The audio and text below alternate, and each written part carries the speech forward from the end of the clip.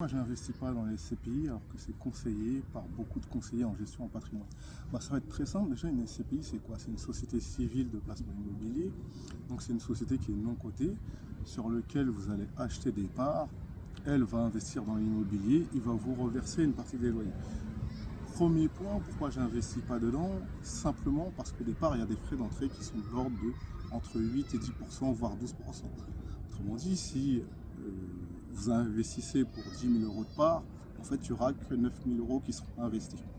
Ensuite, les rendements bruts, ils sont autour de entre 4 et 5%.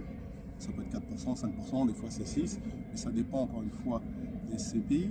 Mais derrière, vous êtes soumis à l'imposition classique, comme si vous percevez des loyers.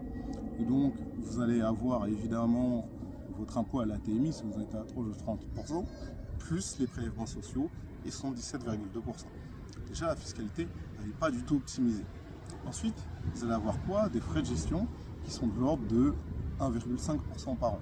Ça veut dire que vous allez encore retirer des frais de gestion qui sont d'environ 1,5% par an. Et déjà, là, ça fait pas mal de points qui ne sont pas terribles. Ensuite, il y a un problème de liquidité quand vous allez revendre. Les SCPI, les parts de SCPI, ça ne se revend pas comme une action en bourse où le jour même, vous arrivez à la revendre. Ça peut mettre du temps, ça peut être 3 mois, ça peut mettre 1 an. Et vous n'allez pas forcément revendre aussi cher que vous l'avez acheté. Vous pouvez vendre plus cher, moins cher, mais c'est pas sûr que vous allez revendre au prix que vous allez acheter. Pour moi, ça fait déjà pas mal d'inconvénients dans le fait d'acheter des SCPI. Et le rendement, en fait, le rendement net, il n'est pas exceptionnel. Il sera de l'ordre de 2% si on a de la chance. Et ça bat même pas l'inflation. Donc, pour moi, c'est pas le meilleur placement à faire, même s'il est recommandé par des conseillers en gestion de patrimoine qui, eux, si vous passez par eux, et bien évidemment, eux aussi vous ont fracturé des frais. Donc les frais deviennent énormes. Moi, je vous conseille, si vous voulez faire de la pierre dite papier, sans trop vous prendre la tête, c'est d'investir dans des REIT. Les REIT, c'est quoi? C'est des sociétés qui font des placements immobiliers ou qui gèrent des placements immobiliers, qui sont obligés de reverser 90% de leurs revenus, en fait, de leur rentrée, aux actionnaires. Et donc là, vous allez avoir pareil, entre 4 et 5%.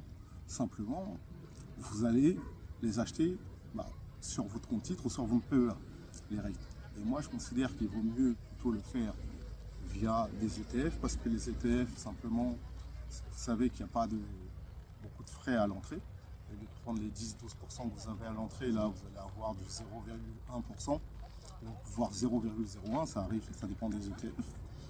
Donc déjà, les frais d'entrée sont moindres. Ensuite, il y a la liquidité qui est bien plus intéressante. Évidemment, quand vous vendez quelque chose sur les marchés financiers, ça se vend beaucoup plus vite que vendre une part de CPI. Donc ça, c'est intéressant. Ensuite, vous pouvez prendre un ETF accumulant, c'est-à-dire que les dividendes que vous allez percevoir, ils vont être réinvestis. Donc là, ça va faire un effet boule de neige quand vous allez sortir. D'accord? Donc moi, je conseille, si vous achetez via des ETF, prenez pas des ETF distribuants, c'est-à-dire que vous allez percevoir les dividendes, ils vont être fiscalisés immédiatement. C'est de prendre un ETF accumulant avec dividendes réinvestis. Ensuite, la question de la plus-value ou la moins-value à la sortie, comme les parts de CPI, vous n'en savez rien. Ça, vous ne pouvez pas le deviner. Sauf que au niveau fiscalité, bien évidemment, c'est bien plus intéressant parce que soit vous allez avoir la flat tax si vous êtes sur votre compte titre, ou vous pouvez opter aussi par TMI plus prélèvements sociaux. Là, c'est intéressant si vous n'êtes pas autour des 30%, d'accord? Si vous êtes en dessous de 30%, en TMI, c'est intéressant de passer directement IR plus prélèvements sociaux parce que ce sera moindre. Ou soit vous avez acheté ces ETF via un PEA, et là, si vous avez une détention de votre PEA de plus de 5 ans, vous serez simplement fiscalisé au niveau des prélèvements sociaux, c'est-à-dire 17,2%.